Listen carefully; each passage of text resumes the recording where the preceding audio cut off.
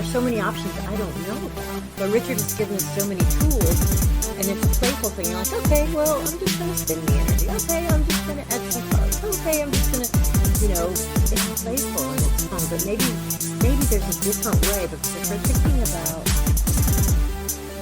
linearness, that's not the way space is. That's not the way time actually is. We've made constructs of clocks and things like that, but we're starting right off the bat. Well, if I'm being honest, I had an amazing chat with another instructor and I didn't record it. So I pressed record right at the beginning. I double checked that it says recording. I'll just edit out what doesn't suit. Yeah. Yeah. I just think that talk was before its time. Yeah. And maybe because she said one line and it was really that people will be attracted to your energy. And I was like, you know what? Yeah. Mm-hmm. Right. It takes the, I don't know, the push or the strive or the, I don't know what word I'm trying to think of, but it takes it out of it, right? You just, you offer it. And so anyways, that was kind of like one of my main takeaways from speaking with her. So I think it's kind of funny that it didn't record, because I was like, you're right. It's funny. Anyways, I'm so excited. All right, so I'll do a formal introduction. So with us today is Miriam Hunter, and I found her when I became an instructor. She was my mentor and my instructor trainer, and I love her. So here is your little blurb. So Miriam has studied with Richard Gordon and been active with Quantum Touch since 2004. In addition to working with clients, teaching, training instructor candidates, and mentoring, Miriam has been active working with Quantum Touch headquarters on curriculum and program development since 2010. So she is a certified instructor for level 1, level 2, supercharging, self-created health, manifesting miracles, and she's a certified instructor trainer for level 1, level 2, supercharging, self-created health, as well as Quantum Touch curriculum developer. Yes, and I'm very shortly within the next month going to be training on the manifesting miracles for some new instructors. So yes, everything we offer. Yeah. Is there. So yeah. So let's start right at the beginning. Right at the beginning. How did you get started with Quantum Touch or with energy or both, or however that story fits for you? Coming to Quantum Touch really was a series of synchronous events. I think so many of us, that's the story. And it just is like, this leads you to that, leads you to that. It's like the energy is just pulling you, in the direction to show you the way. When I was a kid and people say, what do you want to be when you grow up? And I didn't have an answer, because what do you call what we do now? I mean, there wasn't an answer. Maybe when you went to college, you thought, oh, psychology, and you get in psychology, and you're like, it's not quite that. I don't know what it is, right? But basically, when my kids went to school and I had more time to kind of figure things out, what do I want to be when I grow up? I started looking first through kind of self-discernment, looking through the medium of art, because that's where everything got quiet for me and I could hear that voice. And that led me to healing through a number of really wild adventures through the paintings, and, what people's comments about the paintings, and then the questions I got requesting paintings. We are often guided not only by what we read and hear, but also what people ask of us, I think. And sometimes that voice of the energy is calling to us through others. If we say, okay, then amazing things show up. And it was shortly after an amazing adventure with a gifted painting that I found Quantum Touch, because my hands were kind of on fire. Can you share the story of that painting? Because I think the specifics, if you can, are really beautiful, because I think it's a good example of how something seemingly simple in our lives can really be so much more. Yes. So I've been painting for a while, just in watercolors, because again, my kids were pretty little, so I just needed the quick, easy cleanup of watercolors. And I had an individual come and ask me for a healing painting. And I thought, what is a healing painting? I don't even know, do I do that? Oh, do I do that? But again, when we're asked, I think sometimes it's a little prod in the back or a little push to do more. I said, I'll try. That's all I can do is do my best. So in my paintings, I'd already been asking kind of for the energy and essence. And I know we have a technique in quantum touch now called that, but I, in my own way, had been asking that of the plants or animals that I was putting in my paintings. So this gal who came to ask for a painting had a sister who had been diagnosed with bipolar. And so I was looking in my inner work to find out what I was going to paint. I thought, well, flower essences, what flower essence, what flowers, what animals really have a high vibration, what are going to help to balance the electrical system in the body, the energies in the body. And I found this beautiful rose called Laureana rose. It did just that. It says it helps to balance the electrical systems. And I thought, wow, okay, this is perfect for this painting, right? So I had started the painting, thought I was going to do one on either side of these Laureana roses, balance, right? And did one on one side. It was beautiful. Went to do the other, and there were only 5 petals that showed up, and then it was done. And I thought, well, okay, you're not what I thought you're going to be, but there you are, and it must be perfect because I just feel like it's done. So I added some other things in, and then when it was done, called her. She came to pick it up, and she said, tell me about your process. And so I told her a little more than I told you here, but basically the same idea. And she said, wait a minute, wait, what's the name of that flower? And I said, Laureana. And she just gasped and said, our other sister who died last year was named Laureana. And whew, the whole room was electric at that point. And I just thought, okay, if you needed me to hear a message, you've got my attention, right?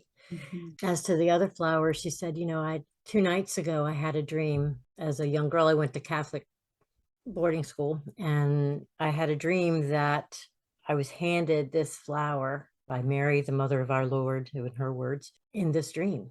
And I would, by that time, everybody in the room was just crying because it was so obviously a true gift for this, sister that she was getting the painting. It was after that anytime I heard the word healing, I saw the word healing, my hands were on fire. And I thought, okay, it needs to be something hands-on, not just through the medium that has it once removed. So I started looking for modalities of hands-on healing. That process is an interesting one. There are many out there, and many who didn't feel right for me. Quantum touch felt right in that it honors each individual person. It in the principles, all healing is self-healing, and we are the healers. Our bodies know. And so if our bodies know, and our minds know, and our senses know, then why would you go to another modality that says, oh no, you can't? No, you have to follow protocol. So it was Richard's playful nature. There were so many things, and again, some other very interesting synchronous events that showed up that sent me right out to a workshop. Within 30 minutes of the beginning of the workshop, I was like, wow, I am home. These are my people. This is my thing. Even though I didn't have words for it, I've been doing it all my life. I just didn't have,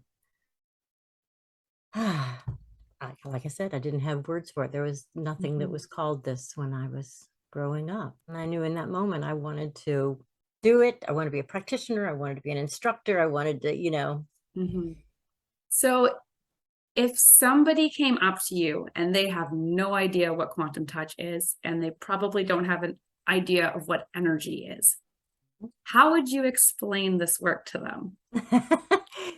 Well, I don't have what they call an elevator speech because every individual is different. And so every individual is going to hear something different. If it's just out in a very casual kind of thing, I say, I work in holistic health, and I utilize, in the modality I work in, they utilize breathing and visualization techniques for relaxation and for getting in touch with your own inner healer. That's a great way of putting it. So that's kind of the, the general. So I honestly, I can't remember what I'll put in that email. All right. So you went to the workshop and then how did it progress from there? How did you know you wanted to be an instructor and how did it, because I mean, it kind of snowballed. You're one of the main people in the company. I don't like saying it's a company. No, it's an organization. It's a I don't know. It's a gathering of like-minded people, Yeah. right? Yeah. But you've played such a main role in developing it and sharing it. I don't know that I saw at that moment, 30 minutes into that first workshop, I didn't see the wheres and the whens and the what ifs and the what alls. I simply knew I needed to be a part of this and as big a part of this as I could be. And I don't mean big in the way of ego. It's just simply, it, it was a major part of my life. And I feel like part of each of our journeys in quantum touch is to bring our own flavor of healing, our own love, and share it. So that it's just, grown since then. I met so many people in 2007. There was a quantum touch event out in California, Nevada, California. Anyway, I met so many people there. That's when I first met in person Richard and Jennifer and Henry and Anna. And I know there are I know that so many other instructors were there, and I see them now and I think, oh, were you there? I don't, looking back at the photos and hearing people say occasionally, oh yeah, I was there. And then there was a time, that was 2007. And then, so there were changes at that point. Quantum Touch had been very much a mom and pop store, kind of, is kind of way I think of it, is very small. And, yes, it was kind of global, but it was still small enough to kind of be a small show. And it's grown. And as it's grown, and when you start growing, there are things that need to be put in place. And so there was some discussion after that about, there are people out there, we don't really have an instructor program. So there are people out there teaching some of the principles and the techniques, but they're also throwing in their own things. And that isn't really quantum touch, is their thing. So how can we make it so that Richard's principles, the ideas, the gift that is quantum touch comes through and is fairly consistent? And so there was a group of three of us, Marlene Campbell and Henry and myself, who volunteered to start looking at what would an instructor program look like. And then, of course, if you've got instructors, you need to have materials they're teaching from and a consistent syllabus or a consistent manual that you're teaching from. And so it snowballed from there. It's been an amazing journey, listening to the energy that comes through quantum touch and allowing for those words to be present in the manuals, knowing that we have a global presence. And how can we have the thread and this fabric of quantum touch have these same words of resonance, of entrainment, of love, of self-healing, of all of that, appeal to everyone on a global and beyond scale. So it's an interesting process when Henry and I get together with Richard's words and look at what is the logic of a class and when it breaks and how do you phrase this and that. And that fits really well. So right before we started, I was just thinking, right, Miriam, she always has these phrases that she said and they're like stuck in my head now, which is good. So maybe I'll just say some of them and then you can describe them. okay. All right, let's start with the basics. If you're not breathing and sweeping, you're not doing quantum touch. That's true. That's the basis. That's the foundation, right? So a full breath is bringing in the energy, when we're sweeping and utilizing the entirety of all of our resources of our body, of our breath, the energy is going to be amplified, right? So yeah, if you're not breathing and sweeping, you're not doing quantum touch. Awesome. Well, and then you just said the next one. It said, body is the amplifier of energy. Yeah, we have these bodies for a reason, right? They aren't just here to open cans and hold glasses of water. The bodies are amplifiers of energy. They hold energy. They create an electric field. Our hearts generate a massive field of energy. So when we ask all of our body to participate, instead of just thinking, oh, just my brain's going to figure this out, then we're able to move through, I think, the process so much more easily. And then that actually leads into the breathing and sweeping, because we're moving our breath through our body, feeling, being present in each part of our body as we move our breath. And then that amplifies the energy. Yeah. It's so simple. It is. And with each new breath, there's more energy. It's more amplification. There's more. And anytime you get distracted, you can come back to that next breath, right? Which leads into my next question or statement. What you're talking about energy. What do you mean by energy? What do I mean by that animating force of life, right? What is it that calls us into this world? What is it that supports us? What is it that, allows us to live? I mean, certainly the breath, oxygen, and things like that, but there is more. There's that intangible that's there, that is always, I think, supporting us and moving us along our path. And that's much greater than just breathing. Yeah. So we're bringing in this life force energy that's always available to us. And then we're not using our own energy. We're acting as a catalyst. Yeah. To amplify. Awesome. There is another one. All right. Pain or dysfunction occurs when the vibrational frequency is low. Yes. Yes, that's true. Isn't that brilliant? So can you talk about pain? What is the purpose of pain? So Richard, and we have this in the manuals, when Richard talks about pain, when we're feeling pain, it's really just a body communication where we're out of alignment, right? If we're totally in alignment, if we are perfectly healthy, there isn't going to be pain.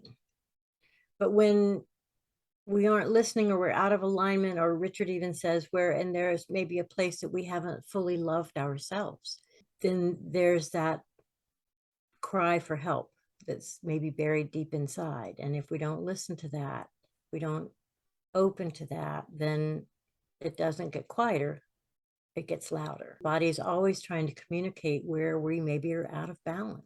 It sounds very simplistic, but I believe it's true. I mean, I think that in itself is a paradigm shift, right?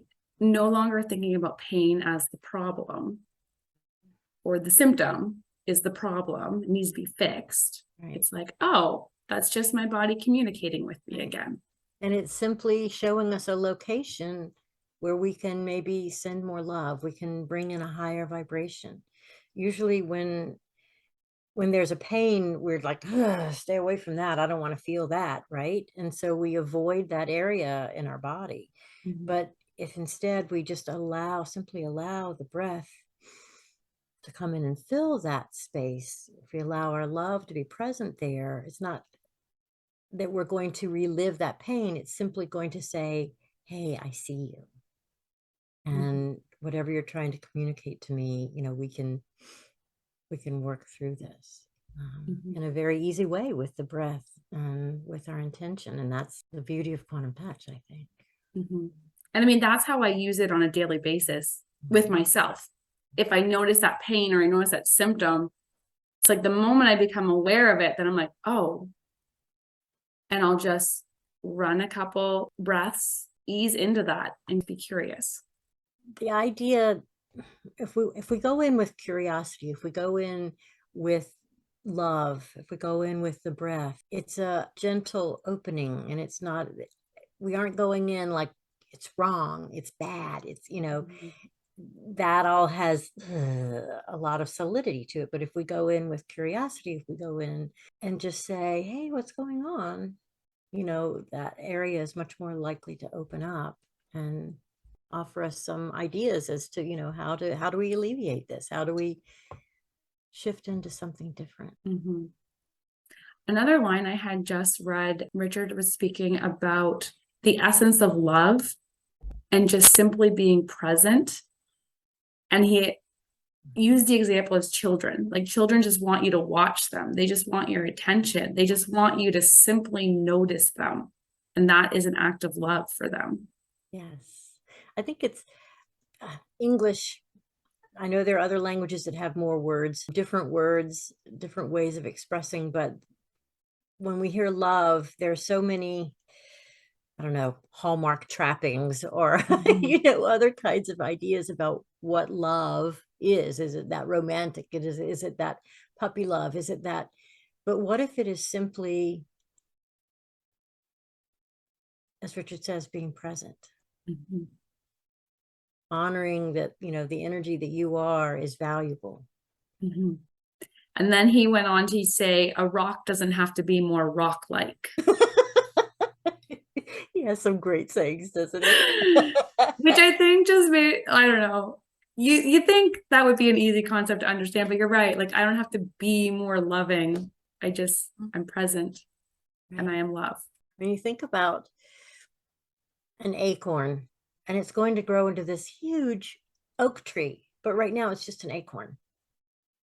But it has that potential, right? So when it opens up and starts that process, it's just being what it's supposed to be. And we can all just be. Which I think that leads into letting go of the attachment, right? Like you can look at that acorn and be like, why aren't you a tree? Why aren't you tall? You're supposed to be tall. But it's doing what it's doing, right? The idea that all healing is self-healing. Any energy that we have that we are saying, higher vibrational energy is going to our own healing. And yes, we may have that around us. I mean, like wearing a strong perfume, and everybody says, oh, wow, I can smell that. But if you have that high vibrating energy, people are also going to be like, what's she got going on, right? But the fact that all healing is self-healing means that we can't affect an outcome except for ourselves, right? Yeah. As a practitioner, we're not responsible for our clients' healing or their outcomes. We simply offer that field, which leads me to another line that I always remember from you is offer the energy and observe. That's it. That's the job. That's the job. Because in observing, you're going to see if the person in front of you takes a bigger breath, or they move to get more comfortable, or they blink, or they get teary. And then you can say, tell me about that. Are you noticing something different in your body? Or let's take a deeper breath, honor what's going on. Celebrate the symptoms, Richard says too, right? I find when we covered that was really, I guess, illuminating for me, or just like that celebrating the symptoms. Like no one does that. No one goes to their doctor and the doctor's like, you have high blood pressure. Like that's normally a bad thing. But you'd be like, yes, what the issue is, or whatever it is, right? We never celebrate it, but it's like once we know what the issue is, well, then we can find out how it started. Right. And in quantum touch, we aren't looking at what the issue is, but kind of where in the body have you housed it? Where in the body have you said, no, you need to stay there? And once you find that location, and the body's always giving you signals, right? Then you can offer energy in that space. And the body's going to decide how it's going to utilize that, or if it's going to utilize it today. Or tomorrow or the next day. You shared an analogy once of offering the energy as like giving someone a gift. Yes. Can you explain that one? It's when as practitioners, we've cultivated a high vibrational resonant energy, right? And we can offer it as a gift. And so just like if you were to say, oh, Miriam, I've got this gift for you. And I'd be like, oh, great, B, I'm so excited.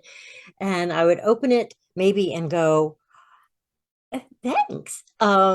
And set it aside. I could do that, right? Or you offer me the gift and I say, oh, we're out in public. I'd rather open this in private. I'm going to put it in my bag for now, right? Or I can open the gift and think in my mind, what was she thinking? I don't need this. Next time I go to the thrift store, I'm going to gift it away, So the whole idea of the energy is the same in that we offer the energy as a gift, and the recipient can take the gift and decide not now. The recipient can take the gift and say, I've been wanting one of these. I'm going to use it every day of my life. The recipient can say, absolutely not my thing. Mm-hmm. It's not up to us. It's the recipient, when we're giving a gift. And the same is true of energy. And that was such a cool analogy, because it just reminded me that, yes, as a practitioner, we use our breath, we raise the vibration, we hold that highest intention for our client, and they choose to do with it what they want. And the outcome is their choice, their process, their experience. Yes. And I think that really helped me to detach from the client in that way, which I think is really important, because then it takes out that, like, I'm trying to force the energy, like, I really want this to work, right? It helps me to stay more relaxed and just offer.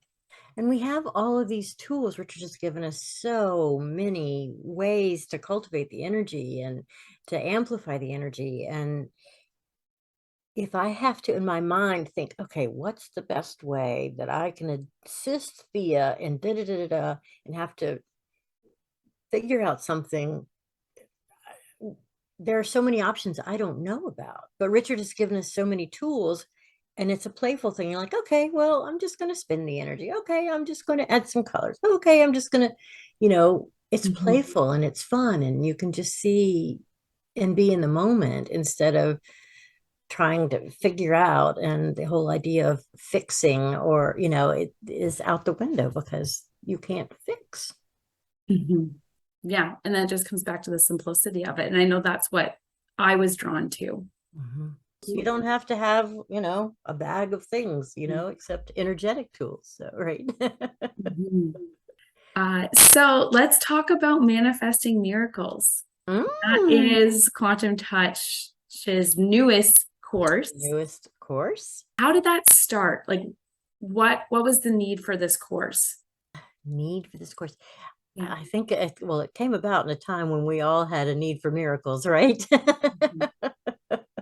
And Richard just had this idea. I think Richard as a person is great ideas, and these ideas, until they're expressed, just kind of almost, and I'm not speaking for Richard, but the way I see it is, it's like, I just have to get this idea out. This is a great idea. I have to get it out. And so this idea that he had, this gifted knowledge of, maybe we're thinking about the future in the wrong way.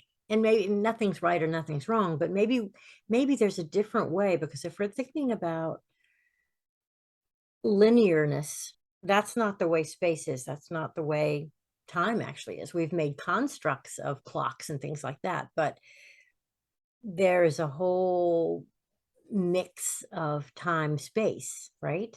If instead of time being something that we approach, or the future being something we approach, what if the future is already there and all the possible futures are there, just like all of our possible past is there?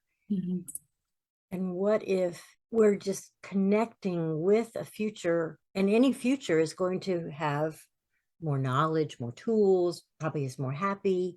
So if we're connecting with that future that's already there, it already knows how to get there. If we tap into that information, then that future is going to say, hey, I can show you. I already got here, right? So that idea of all these possible futures, and that, again, this is love. We're talking about that almost, I don't want to say compelling, because it's not that. It is that desire for us to get our jobs done, and job not in the, I'm going to work and I'm making money, but what is our gift to the world that we're here to give, right? And so if that future is already closer to that, then of course it's going to want to help us get there, right? So tapping into that energy is exciting and fun. And there, the class itself has a number of ways to work with that idea and bring it forth. So many fun exercises and ways to play in the energy. And that, again, playful is the way that class is, just like all the other quantum touch. I think that's just the next step, because what I came to Quantum Touch for the desire to be healed. right? I wanted that healing. I wanted to feel that. But I'm like, the purpose of my life is not to heal.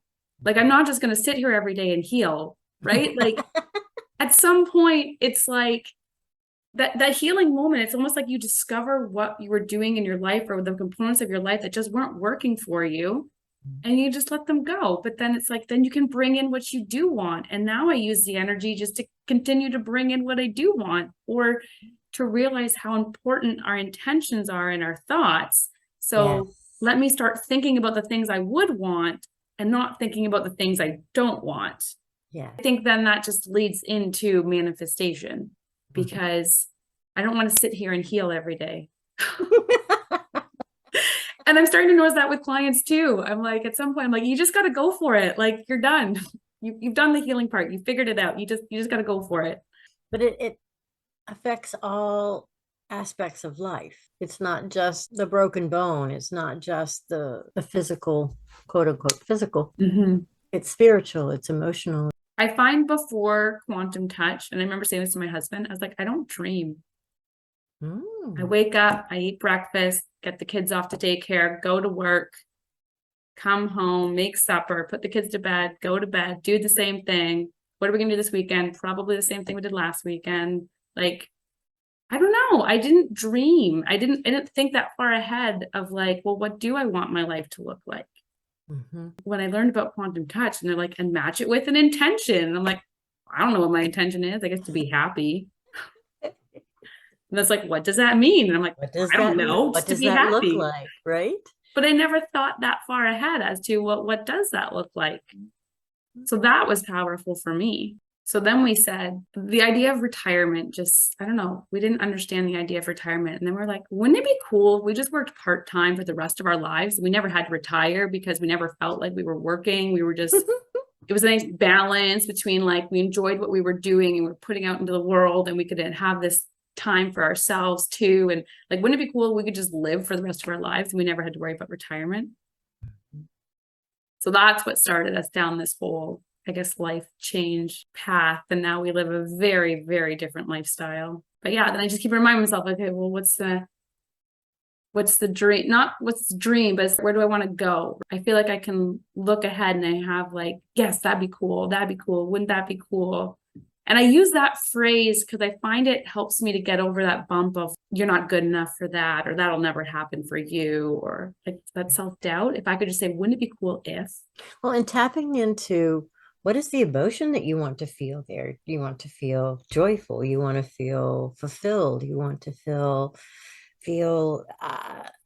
grounded. You want to feel, I don't know, what is the emotion that, so the intention is to, I want to be in a place where I feel secure and safe. Maybe that's the intention. Maybe the intention is I want to walk outside and smell the trees, you know? I want to smell the flowers. I want to have space. I think intention is so much, and that is, intention, attention. We talk about in breathing. And Why feel the emotion? tell me about the biggest decisions in your life. Have they been based on money solely? Have they been based on opportunity solely? Have they been based on They've been based on excitement. okay, that's like the wouldn't it be cool if? Wouldn't it like, be oh cool? my gosh, it's happening. That's right. And that's the emotion. And that excitement draws in more excitement, right? Like attracts like. Would that tie into body awareness, right? The attention, like to feel that emotion in your body. Because then when you feel it in your body, then that's another, ooh, that's a great feeling. Wow, I'm excited. That's fun. Ooh, I want to be more excited. Right? Yeah. So when you can feel that emotion, you're really just feeling more aspects of your body, which would help to amplify the energy and raise vibration. And you say, I'm excited about being able to see the kids playing outside, right outside my window. I'm excited about having this fantastic open kitchen so that everybody can help and be in the kitchen and play. And I'm excited about, whatever it is. I know you've just gotten this new new place that you're staying in now. So I feel all these things that you have pulled together to make this just a home. The coolest thing about our house, because this is what is important to me, I guess. Well, one of the coolest things is, I don't know, I've always been drawn to like rock walls. Mm-hmm. And I don't know why. I just think they just look so magical and they just feel so cool. And the flower beds at this house were very overgrown. So once we actually bought it and we came, I was like, wait a minute, the border of that garden, it's a rock wall. I was like, that's what I wanted. I wanted a rock wall. And now that we live here and I've been pulling up the weeds and like unearthing the dirt, like there's a full rock staircase. There's like another border that goes around. We're finding like old rock patio stones kind of thing under, like in behind like this big cedar hedge. So we're calling that the secret garden. Every time I'm in the garden pulling out more weeds, there's more rock walls there and rock structures, and it's so cool. And I love that how when you make one step, I just find it when you make one step with the energy says, yes, let me show you more. Yeah. Right? Let me show you more. And I mean, that's such a small thing, but it's a big thing to me. Mm-hmm. Couldn't have planned that. Right? If I bought a house based off a rock wall, it would not have been this one. Like, I mean, there was a lot of other features here that we're in love with too. So we talk about that in manifesting miracles. Wouldn't it be nice? So how do you use these techniques in your life? How do I not use them is probably the easier way.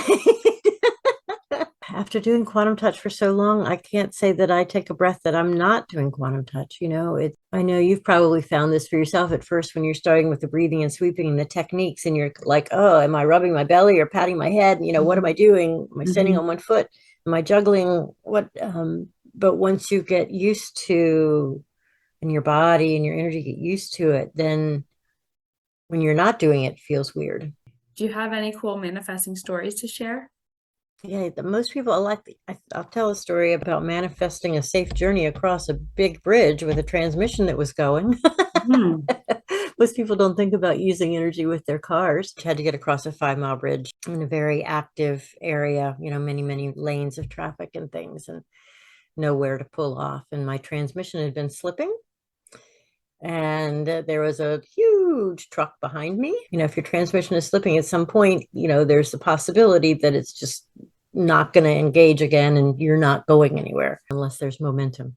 But the bridge goes up and then comes down. So I started running energy when I realized, oh, this is slipping more. I need to get off the bridge to a safe place. So car, let's do this together. Let's make it safely across, and made it not only across the bridge, but then beyond in the next town, which had a lot of merging of traffic, and got to a safe spot, really the first spot that I could have just pulled over.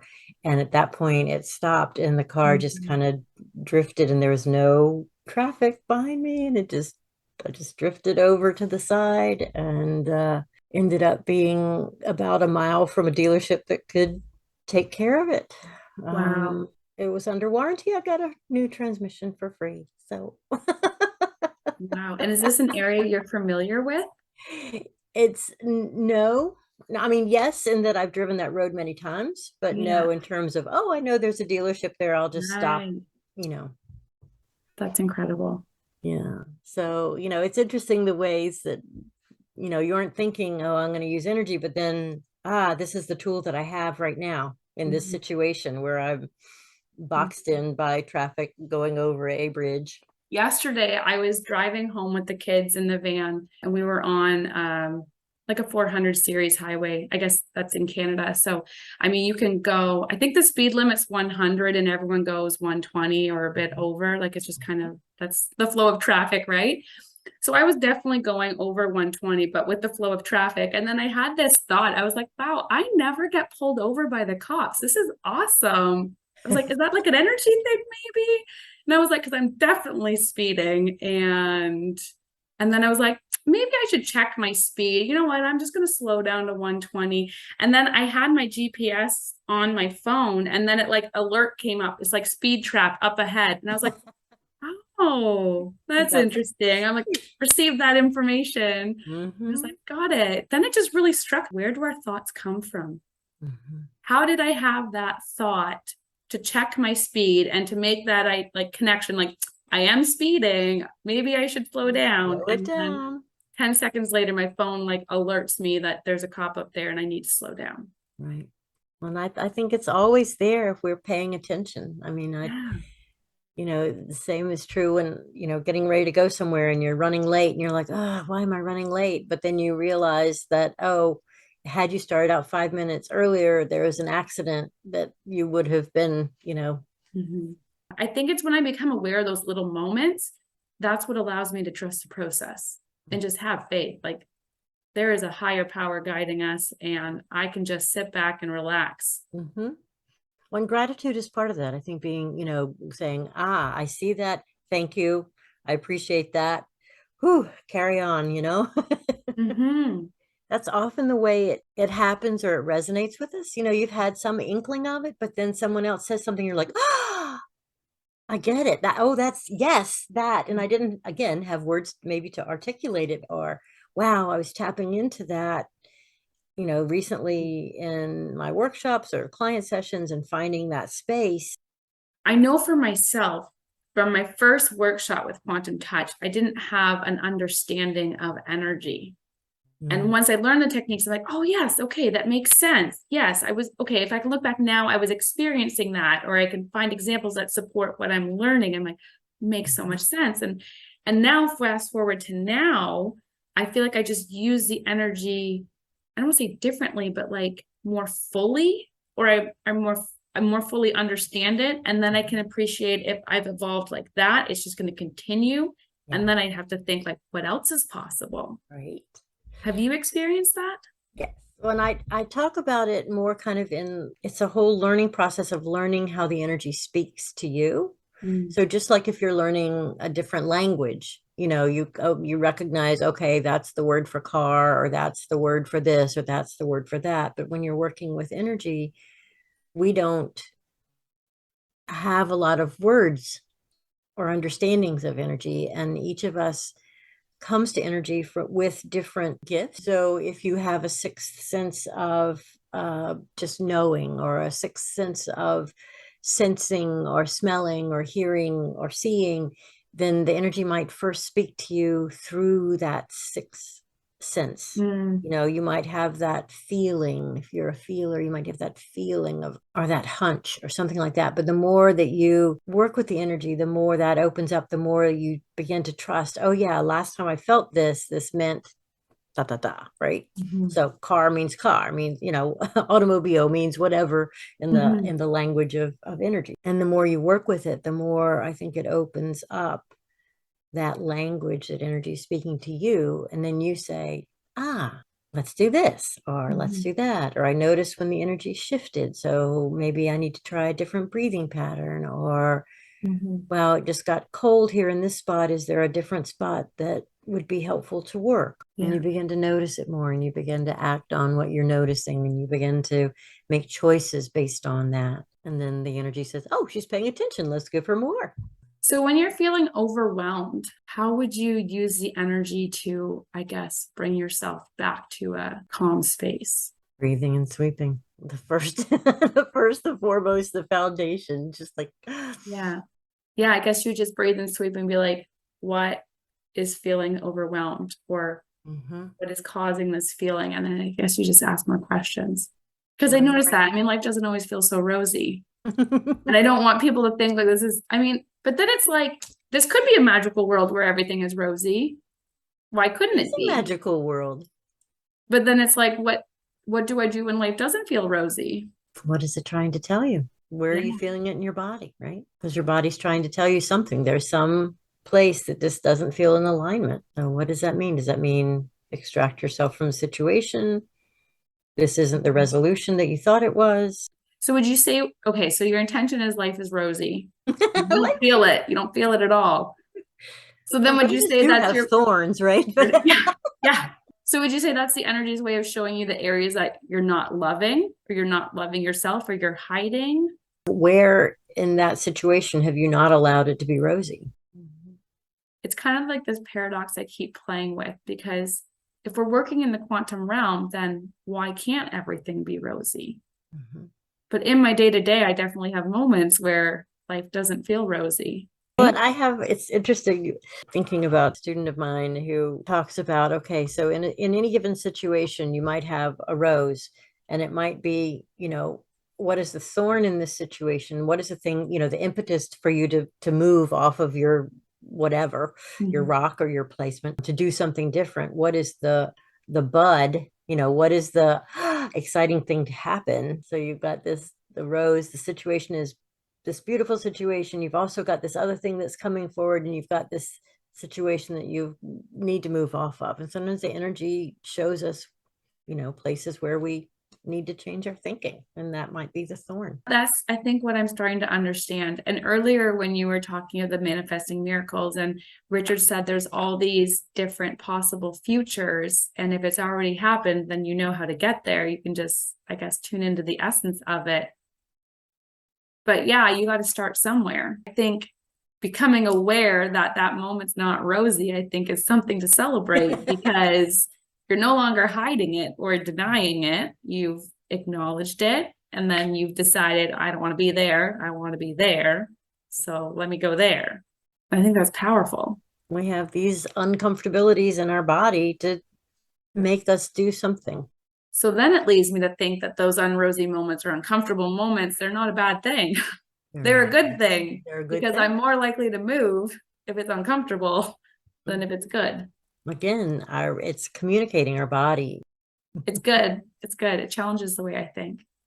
I think that's what I love about this. It's so simple, but moment by moment, it just breaks down a thought that I had, or an idea or a concept. And I'm like, wait a minute, that might have served me in the past, but it no longer serves me.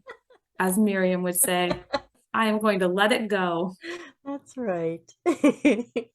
My other favorite line that you would say is, worrying is just putting energy into an unwanted outcome. Mm-hmm. And I remember when you said that, because I was like, darn, I'm a good worrier. Put a lot of energy into that. Why would you want to do that? Send energy toward that poor or unwanted outcome. I know. So now I acknowledge that outcome that I don't want. It no longer serves me. Right. And I put my energy into that thought or that intention. What is that better feeling thought, right? Oh, it feels so much better. Doesn't it? What we think about grows. So if you're thinking about unwanted outcomes, that's going to grow. But if you're thinking about desired outcomes, that's also going to grow, which feels better. I'm starting to enjoy that part. And then just the letting go. I set the intention, I planted the seed. Now I can just let go, have fun, go play with my kids. When it is meant to be, it'll be. When you plant the seed, you set it up for growth, right? You've got the soil, you've got the sun, you've got a little bit of water, seed's ready to grow. You don't check it every 5 minutes to see if it's growing, because that disrupts the growth. I just love how easily they unfold and show the right thing in the right moment. I guess one interesting story, I was working with someone with allergies, just trying to discern where was it in the body that they had housed this issue. And it was an issue with nuts. The shoulder kept hurting. And it was interesting that it was the shoulder that I was just like, okay, well, it's your shoulder. And they were like, why would it be my shoulder? And I said, I don't know why it would be your shoulder. It's your shoulder, right? Your shoulder's bothering you right now when we talk about the nut. And then something came up about, a father issue and something, and it was still in the shoulder. But then somehow the whole idea of, well, if you eat all those nuts, you're going to be sick, was a verbalization the father had made at one point. Wow. And it had stuck with this individual. And they had stuck it in the shoulder. And once they said that, they verbalized what the father had said, the shoulder stopped hurting. And it ended up, they went back to the allergist, and because they had resolved the issue within their own body, the allergist said, well, it looks like all the markers are down. It's just interesting how the file away things, right? And it was this one statement from the father, and maybe more, might have been more, but that one statement was the key stuck in the shoulder. Yeah. And that's why I think everyone should know this work, because how are you supposed to, like, what are the chances that you would have remembered that it was that one comment that somebody had said to you when you were a child, Right. right? Like, And it was just, when we started working and, we talked about it and they yeah, said, oh yeah, well, the shoulder's hurting while we're talking about it. So yeah, we started working on the shoulder and yeah, this memory came up. yeah. And it's Like, just in a logical sense, it makes no sense. makes no sense. And how would you ever have been able to pinpoint that comment, right? So I find it so fascinating in an energetic sense that it just pops up. Mhm. Mhm. But Very and cool. it's, our bodies hold things. So it's interesting to work with people to see, where is it? What is it? Why You do we know, do the thought that really is popping up right now is from Joe Dispenza, and he says the body is a record of the past. And I think it's in this moment that I get that it? Hmm. because it makes sense. When you think about everything you've ever experienced, you've filtered through Yeah, this vehicle. yeah, The cells change and such, but memories kind of yeah, cemented in there don't yeah. necessarily unless you allow them. Fascinating. Which is why I love this work, because it's so powerful and effective, because really all you're doing is you're being present and bringing breath into your body and allowing yourself to just be, and then noticing what pops up. It's just something that's going to pop up and we can Yeah, breathe through it. We can allow yeah, it to be yeah. present. And quantum touch, just in a very basic, simple way, gives you all these tools and all these techniques to just work through it Mhm. and to just be present. Yes. So cool. Well, we are Really coming appreciate to our time, Miriam. And it. thank you so much for joining me. If people want to learn more about you or reach out to you, how can they find you? Email. I can be reached at Miriam at quantumtouch.com or Miriam Hunter at Verizon.net. Phone, I text or messages and things like that too. Okay. And I'll link But all that information below. Awesome. Thanks so much, Miriam. It's always great thank chatting with you. you. Love And spending time with you. yeah, we'll see each other again soon, hopefully. Well, I guess we've never met in person. How can that be? I just, I don't know. I just realized that. I'm like, I feel like I just know you, but yeah. Wow. One of this, I'll say, one of the strangest things about meeting someone after you spent so much time on Zoom is actually seeing their back. Well, now it doesn't have to be weird because I know what your back looks like, but you don't know what my back looks like. Well, I'm already planting a seed for a quantum touch conference. I want to do a Gathering. reunion. I feel like I've Mhm. met so many people through Zoom. Right. I think it's the last one we had was in 2019 before everything. Mm. And I think it's feeling like a time. And whether it's, I don't know. I don't know. I don't know what's gonna look out. Look and let the energy show us. How about that? Mhm. Mhm. Oh yeah, I send to that feeling of how fun it is to finally meet everyone, Hmm. because there's only 3 instructors I've met in person. Wow. Come to think of it, everyone else has been virtual. I was really blessed to be able to go travel with Richard and Jennifer and Henry to Macau and Hong Kong and Tokyo. And then Henry and I traveled also. This was in 2016 when we were revamping the level one work. Mhm. And, the Netherlands and Germany and France and Canada, Ottawa, and Texas. Yeah. And Cool. just amazing to meet everyone and realize, and we're all part of Quantum Touch, and we all have that energetic connection, and it really is a family feeling. And Mhm. best way. I talk to my husband about it all the time about this conference that we're going to have. I'm like, it's going to be awesome. I'm like, clearly it's going to be the best thing ever because everyone's just going to send their intentions to it and send their energy to it. And we're going to, I don't even know what it's going to look like, but it's going to be so much fun. I agree. Cool. All right. Well, I will let you go. Thank you so much.